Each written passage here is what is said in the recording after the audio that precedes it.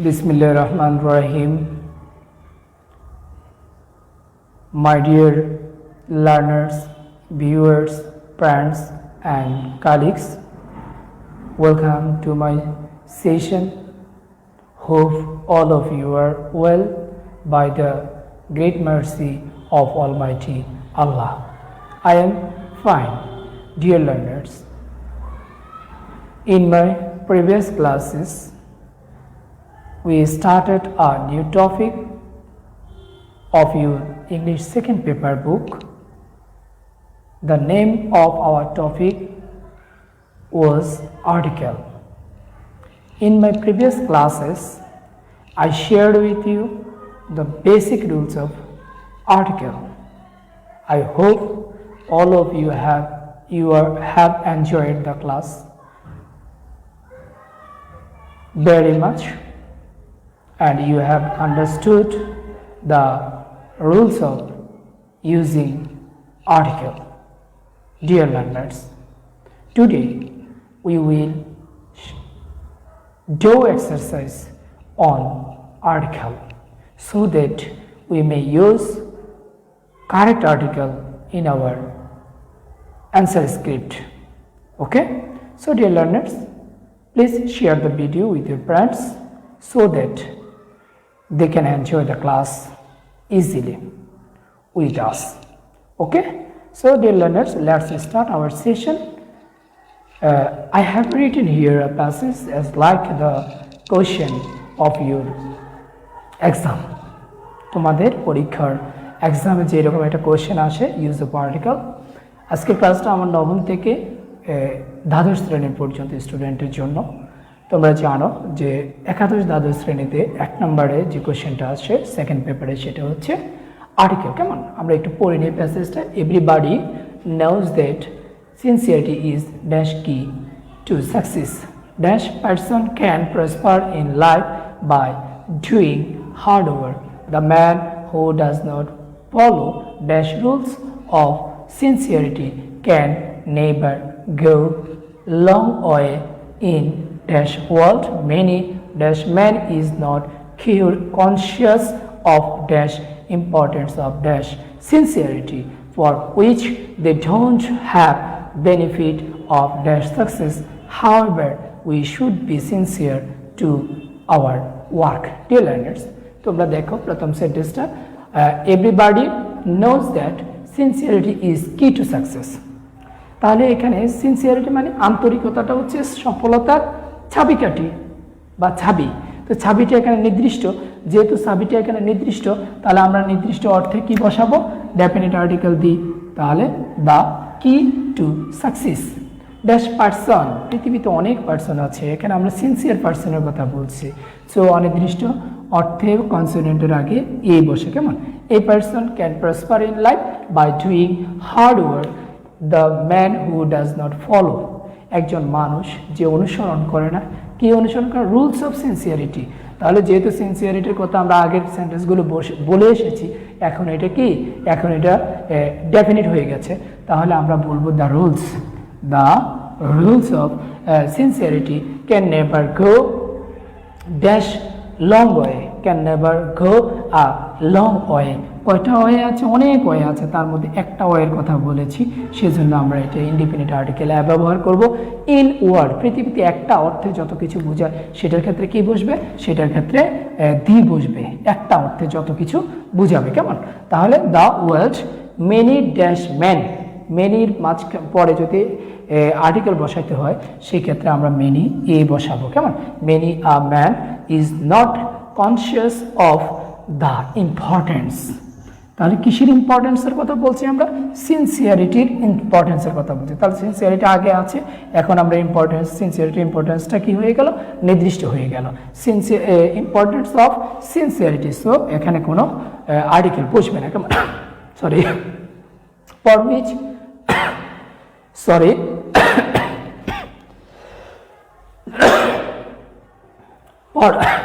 which they don't have the benefit of success। তাহলে এটা এখানে আমরা আর্টিকেল বসাবো না। However, we should be sincere to our work। তাহলে শিক্ষার্থী বন্ধুরা, তোমরা পরীক্ষায় যখন উত্তরগুলো লিখবে, তোমরা অ্যান্সার টু দ্য কোয়েশ্চেন নাও, এইভাবে লিখবে, টু দ্য কোয়েশ্চেন নং 1। কেমন? ইন্টারমিডিয়েটের জন্য নাম্বার কোয়েশ্চেন নং 1।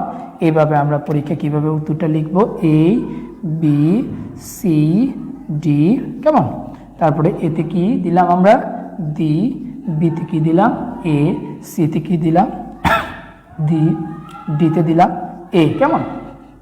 তারপরে আমরা ইতে কি দিলাম, ইতে দিলাম ডি, তারপরে এফ এ হচ্ছে এ, জিতে হচ্ছে ডি,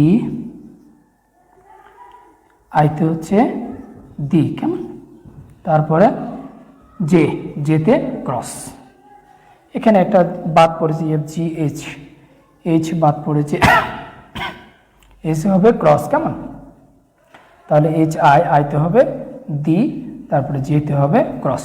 শিক্ষার্থী বন্ধুরা, আমরা পরীক্ষার খাতায় এইভাবে উত্তরটা লিখে নিব। কেমন? তোমরা নিশ্চয়ই বুঝতে পেরেছো। তোমরা আবার একটু দেখে নাও, একটু বারবার দেখবে, তাহলে তোমাদের জন্য ভালো হবে। কেমন? তাহলে আমরা মুছে নিয়ে আর একটা প্যাসেজ আমরা করব।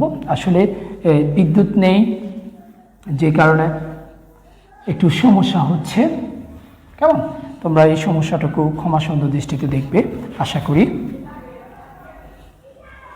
আর শারীরিকভাবে একটু কিছুটা অসুস্থ আছি, সে কারণে হয়তো একটু ক্লাসের সমস্যা হচ্ছে ইদানিং। দেখো আমি এখন লিখি, তোমরা একটু আমার সাথে সাথে লিখে নাও। কেমন? The population of a country is dash asset. কেমন? but it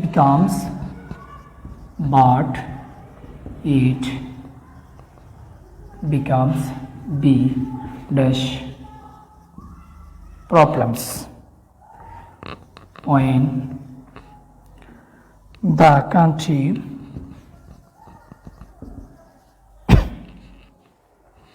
cannot afford to her people. Number C. কেমন? People basic needs of life. Bangladesh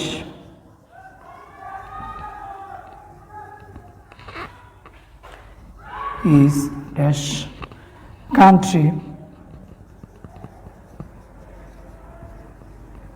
having dash area of about 1,44,000 square meter. কেমন? Square kilometre. তারপরে so Bangladesh is dash densely populated country still her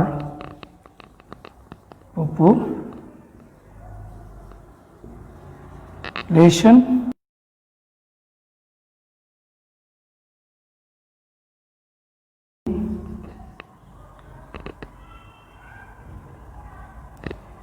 in G alarming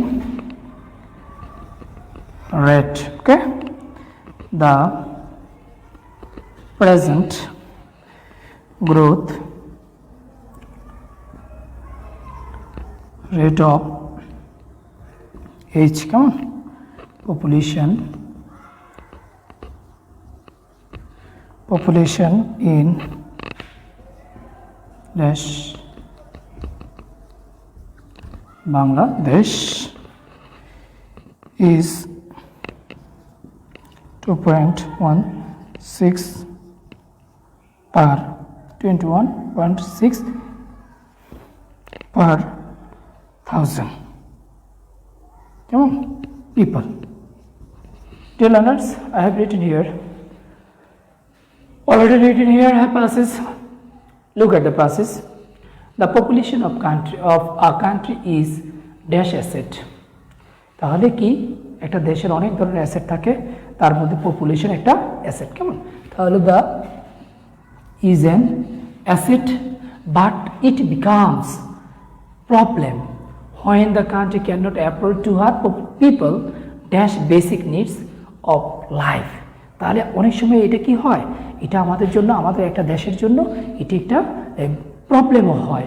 কখন? যখন সে তার দেশের মানুষের basic নিডসের ব্যবস্থা করতে পারে না, অর্থাৎ মৌলিক প্রয়োজনগুলোর ব্যবস্থা করতে পারে না। তাহলে কী হবে? But it becomes a problem, becomes a problem, এটা একটা সমস্যা হয়ে যায়। আমি একটু এই কালার পেন দিয়ে লিখি, আ প্রবলেম, এখানেও আমরা এন দিব। কেমন? Problem when the country cannot afford to her people basic needs, basic needs. তাহলে এখানে আমরা বেসিক পিপল বেসিক নিডস, এটা একটা শব্দ, এখানে মাঝখানে আমরা আর্টিকেল বসাবো না। বাংলাদেশ ইজ ড্যাশ কান্ট্রি, তাহলে বাংলাদেশ একটা দেশ। কেমন? একটা অর্থে কি? Is a country having an area, অথবা দি এরিয়া, এটা নির্দিষ্ট অর্থে, যেহেতু বাংলাদেশের এরিয়াটা নির্দিষ্ট, তাহলে আমরা বলতে পারি the area of about 144,000 square kilometre. So Bangladesh is, তাহলে বাংলাদেশের যে এত অল্প সংখ্যক এরিয়া, ল্যান্ড এরিয়া, বাট অনেক মানুষ, সেহেতু এটা কি ডেন্সলি একটা ঘন জনবহুল দেশ। তাহলে একটি দেশ, এই অর্থে আমরা densely populated country. Still her population is increasing in an alarming rate, উদ্বেগজনক হারে বাড়তেছে। the present growth rate of population আমরা দিয়েও দিতে পারি, এখানে ক্রসও দিতে পারি, যেটাই দিয়ে আমরা দুটোর একটাই হবে। ইন বাংলাদেশ এটা একটা শব্দ হবে। is 21.6 per 1000 people. Dear learners, তোমরা নিশ্চয় বুঝতে পেরেছ আমি এই প্যাসেজটার যে সমাধান করলাম। আশা করি তোমরা এরকম অনুকরণ করে তোমরা তোমাদের বাড়ির কাজগুলো, বাড়িতেও এরকম এক্সারসাইজ করবে। তোমরা বাড়ির কাজ করবা, এই বিভিন্ন বোর্ডে যে কোয়েশ্চেনগুলো এসেছে 2018, 2019-এর যে আর্টিকেলের কোয়েশ্চেনগুলো এসেছে, কেমন? বোর্ড কোয়েশ্চেনগুলো করবা তোমরা, বোর্ড কোয়েশ্চেন, কেমন? 2018-19-এর বোর্ড কোয়েশ্চেনগুলো তোমাদের বাড়ির কাজ থাকবে। শিক্ষার্থী বন্ধুরা, আগামীকাল আবার একই সময় তোমাদের সাথে দেখা হবে কুমিল্লা অনলাইন স্কুলে। কেমন? ততক্ষণ পর্যন্ত তোমরা ভালো থাকবে, সুস্থ থাকবে, সুন্দর থাকবে, স্বাস্থ্যবিধি মেনে চলবে এবং অনলাইনে ক্লাসগুলো দেখে তোমাদের শিক্ষকদের সাথে যোগাযোগ রক্ষা করে তোমাদের পড়াশোনা কার্যক্রম চালিয়ে যাবে।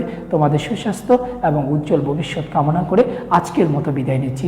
আল্লাহ হাফেজ, আসসালামু আলাইকুম।